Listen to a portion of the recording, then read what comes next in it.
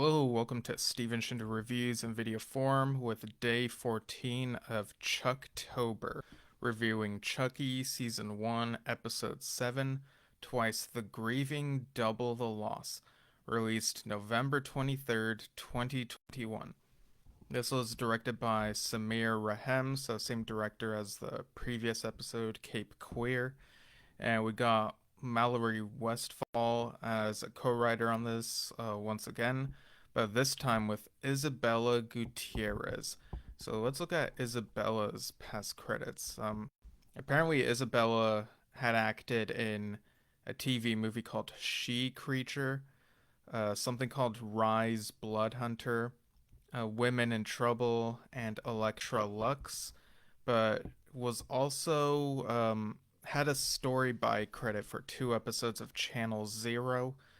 That sounds kind of familiar. I'm not really sure what that is. And 10 episodes of Reginald the Vampire, had a story editor and written by credit. And Reginald the Vampire was apparently another sci fi show created by Harley Payton, who also worked on Chucky. This would air a year after Chucky season 1, so around the time of season 2, I should say, but also got canceled by Sci Fi recently. Hashtag renewed Chucky, hashtag save Chucky, hashtag review Chucky. So, yeah, those are Isabella's credits. And this was another interesting episode. Feels like it begins maybe the day after, maybe a couple days after the previous episode, as there's this wake for Bree and tensions are high. Junior is really angry at Jake and uh, even punches him as like, this is all your fault. Everyone around you dies. You're a curse, Jake. But Lexi is trying to defend him, and he's basically like, screw all of you, like to the trio. Devin, of course, is also still reeling from the loss of his mother at the end of the previous episode, and he and Jake have a hug. And I kind of like the detail of Lexi smiling at the fact that they are hugging. It feels very wholesome. She's definitely a different person here than she was at the start of the series, and the trio kind of has doubts about going after Chucky. Well, I guess it's Devin and Lexi who are like, maybe we should split up, cover more ground instead of teaming up to go after him. And understandably, they've had losses, and so, well, I guess it's mainly Devin who's had a loss, but Lexi, her boyfriend, had a loss, and so it's like, I guess, a secondhand thing, and she's worried about him. And at one point during the wake, Tiffany, who, in Jennifer Tilly's body, again, drives up and is dressed like she's an attendee of this wake and goes up to Logan and says sorry for your loss and just kisses him and then leaves. So she's still enacting a plan that Chucky came up with. Like, it seems like she's been in contact with the Chucky doll who's been tormenting the trio while also keeping the Nika possessed, the Chucky who's possessed Nika captive and sort of furthering her agenda there. So again, it's not a hive mind. These Chuckies are part of the same soul, but seeing different experiences and not fully aware of what the other Chuckies are up to, which I quite like, because if it was a hive mind, it would be too overpowered, in my opinion. And Devin, there are these hints that of maybe Devin and Jake don't go well together. At some point, Jake does visit Devin, who says he's staying with his aunt for only a week, but after that, he should maybe go on his own. And, like, these two haven't had a real date, and it feels like Devin, because of the loss of his mother, like, wants to um just move on, forget about Chucky type thing. And something that he had learned was that someone had called his mom, told her that he was in trouble, and so they guessed it had to have been Chucky who lured her to the house so that she would end up falling to her death. And they all question, like, why does Chucky want to pressure each of them into, killing people? I like that there's still that running thing that they are questioning, like, what exactly is Chucky's plan? And that is something that the viewers have been wondering throughout. There is this conference thing where, Lexi's mom, being the mayor, says that, in light of these accidents, things are going to get better and we're still going to proceed with our film screening, Universal's classic Frankenstein, because, of course, all of this is owned by Universal, so they have to go with that. And she mentions the charity that the proceeds will go to a charity, but she hesitates to remember the name of it and has to read it. So it's like she's not fully into this. She doesn't care about the charity. Like, she's an awful person. During the wake, she even wasn't like fully there, wanted to be elsewhere. And so we do get the sense that Lexi's bad habits did come from her mother. But during this conference, uh, someone in the press asks Caroline if she wants to be mayor like her mother when she grows up, and um, Caroline says something like, "Chucky says I should kill everyone," or something like her family, or whatever. And so people are shocked. Like, before this, Lexi and Caroline were kind of bonding over breaking the heads off of Caroline's dolls, but that's because Caroline's laughing about it. But that's a red flag right there. It seems that Chucky has been influencing Caroline into enjoying the idea of beheadings and stuff like that. So it's very clear that he's trying to nudge Caroline into um, a bad direction as well. Like, he does see the potential there to turn her into a killer. Um, and at one point, there are also a couple flashbacks in this episode to 1988 of Chucky and Tiffany going into a new apartment that they've acquired, and I assume that Chucky, like Charles Lee Ray, probably does not put his actual name on the thing, on the lease or whatever. Maybe Tiffany puts her name and he puts a fake name or something. Maybe they both use fake names. I don't know. Um, but they do order pizza and they kill the pizza delivery guy, and I don't know why nobody like tries to investigate this. Like, the pizza place would have to know the address of where this was delivered, right? Maybe they would try to go over and see what's up. So, like, I don't know what they did to avoid any of that. Maybe it's a little bit of a plot hole. But later on, in another flashback to 1988, Chucky kills someone, and it's made to sound like he's spending the night with someone, but it's this whole thing where he's killing without Tiffany being present. Like, it's not the two of them working together anymore. And Chucky's like, I have a life outside of you. And he says he's going out and don't wait up, type thing. Um, so we do get context for when this is in the next episode. So I guess I'll talk a bit more about that when I talk about the season one finale. But yeah, I really like the way that Fiona and the younger Tiffany actress, like, they really do feel like the younger versions of this character. And even this shirt that Chucky wears under his usual get up as Charles Lee Ray, it's this colorful shirt that feels like it feels like the style of the shirt he wears in the Curse of Chucky uh flashback stuff, where he's at like the suburbs neighbor party thing. So I do like the bit of continuity there. Um, but meanwhile, Devin, once again looks at a printed out thing showing Charles Lee Ray's original childhood home, and he decides that he wants to go over there and investigate.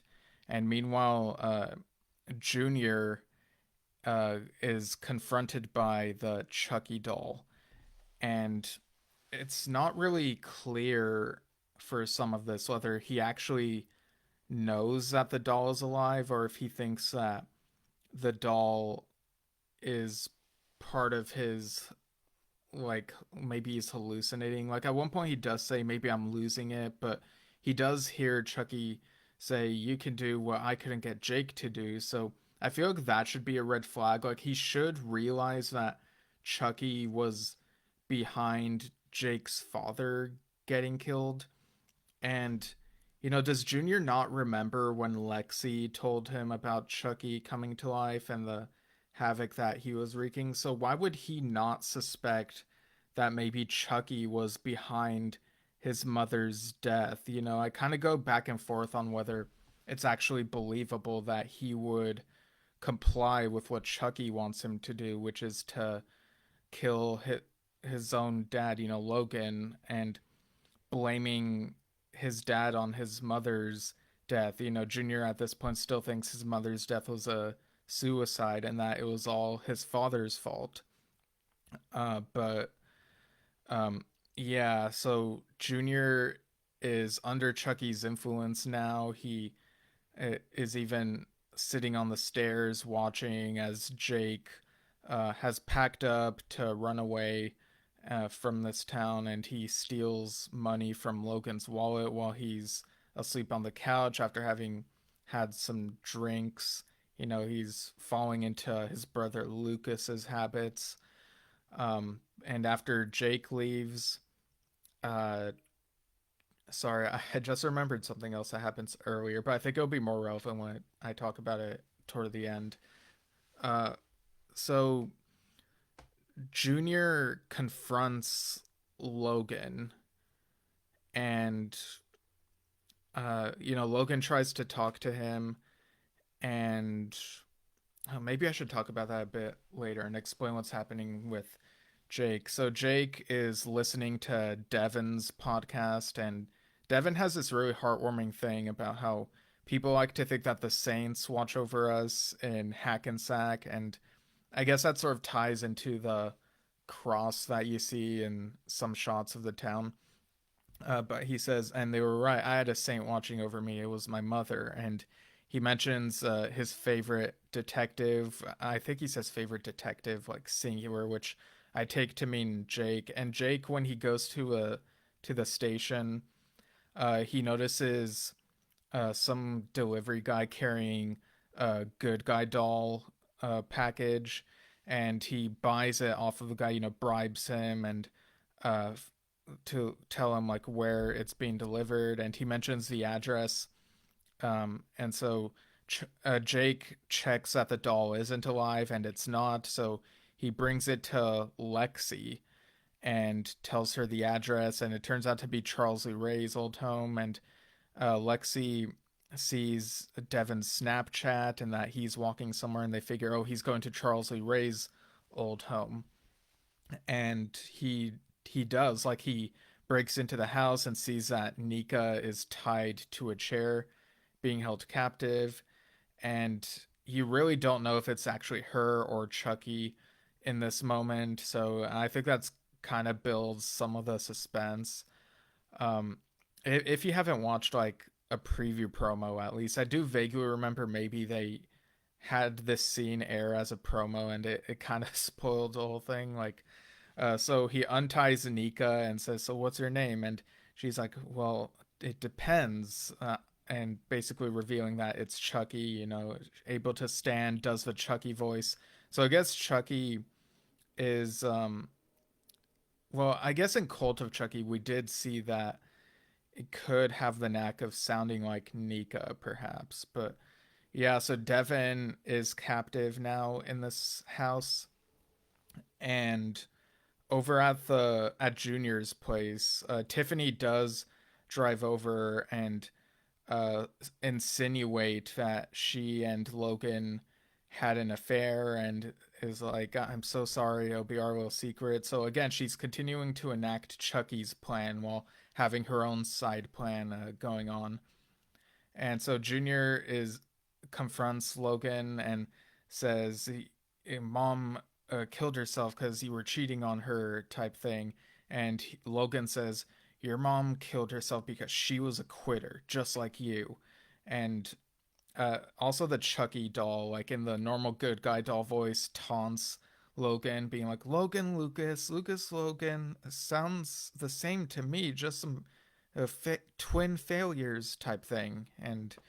Um, so after the breaking point of this argument, Junior goes ahead and uses the Chucky doll to hit his dad in the head, basically using the Chucky doll as a hammer. And you kind of wonder, like, how heavy is this doll if it's able to kill him after like a few hits? And I think that is partially answered in the next episode, where Chucky has more strength within him than you'd think. So yeah, so I guess more on that in the next episode. But I thought this was a pretty creative way uh, to end someone in the show. And Junior, in his delusion, sings the that one song where it's like, "We got the beat, we got the beat, we got the beat," and Chucky is singing along with him. Earlier, there is a really good grunge song, which I don't think I paid much attention to the first couple times I watched this, but it really stood out to me this time around. So, again, the soundtrack of this show, So now um, we continue the thread with Andy. So earlier in the episode, um, in the beginning, even probably, Andy and Kyle were driving to the gas station, and Kyle's sort of making fun of Andy as a driver. And so after they stop there, Andy locks Kyle out of the car and drives off on his own because he had looked at the photo of Kyle with her partner, and the subtext is that Andy feels that whatever happens next could be the death of both of them, so he doesn't want to put Kyle in that position. And Kyle had also gotten them these leather gloves, which are kind of important for later. But yeah, and a funny way to read this would be like, what if Andy was so petty about her comment about him as a driver, and that's a real reason he abandons her? But no, he doesn't want Kyle to die, so he's only putting himself in harm's way and drives off. And it's not until the end of the episode that we see where he's going. He arrives at Junior's house, and so Junior and Chucky, having hidden Logan's body in a closet, I think they look down from the window and see Andy going into the house.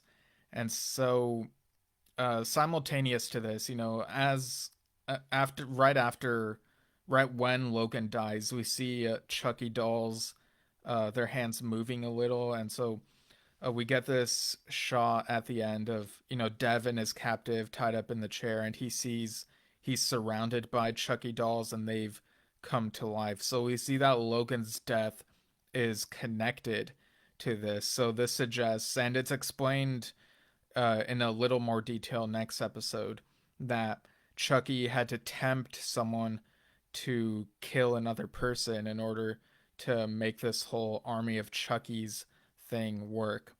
So we'll get a little more into the explanation of that next episode, and so I guess sort of see whether that holds water. I need to refresh myself on that. But yeah, this is quite a cliffhanger ending. Everything seems to be converging, and um, yeah. So how would I rate this episode? I think the thing that's sort of holding some of it down for me is how believable is it that Junior would comply with Chucky rather than suspect that maybe Chucky is the one who's been behind some of this stuff that's been happening. All these deaths, all these um, accidents that were not accidents. Because I feel like if I were in that position, once I see a doll who is alive, I would think, okay, if this is possible, maybe it's possible this doll is evil and has, if I know that the doll has talked to my cousin and my friends have said that this doll has been doing bad things, like I would think that, maybe they're telling the truth and maybe he is someone to be feared and I should put the blame on him. And Junior could still have resentment for his dad over pressuring him to do stuff, and maybe for putting his guard up so it feels like his mom couldn't open up to him even more about what she was going through. But yeah, I feel like the Junior of it all is making me question whether it's this whole thing is believable. Like maybe he could have still been pushed to kill his dad somehow while not necessarily complying with Chucky, like not being aware of Chucky's presence maybe. Um like I'm not sure that Chucky should have like fully revealed like what he is. Maybe he could have in his good guy doll voice said things that could have pushed Junior to do what he did, without knowing the full extent of like who Chucky is. So I don't know, like things like that drag this one down a bit for me, but there were some interesting plot developments, and for that, I think I'd give this 8.25 out of 10. So yeah, I feel good with that score. So yeah, that's twice the grieving, double the loss. And next time I'll be talking about the season finale where everything comes together, more or less. And it's titled An Affair to Dismember. So I'll see you all tomorrow when I talk about that here on Steven Shinder Reviews in video form for Chucktober. I also forgot to mention the title card for the previous episode was made up of glass, so broken glass, foreshadowing Bree's death. And in this episode, it's gravestones, and it has the names of the parents who have passed and Oliver Hayden. I even saw Eddie Caputo's name in there, which was just kind of funny to me. Just throwing in the death from the first movie, and maybe there are other names of characters who died in other installments. I'd have to take another look. It was kind of hard to see some of the names, but yeah. So tomorrow, talking about the season one finale, and I'll see you all next time.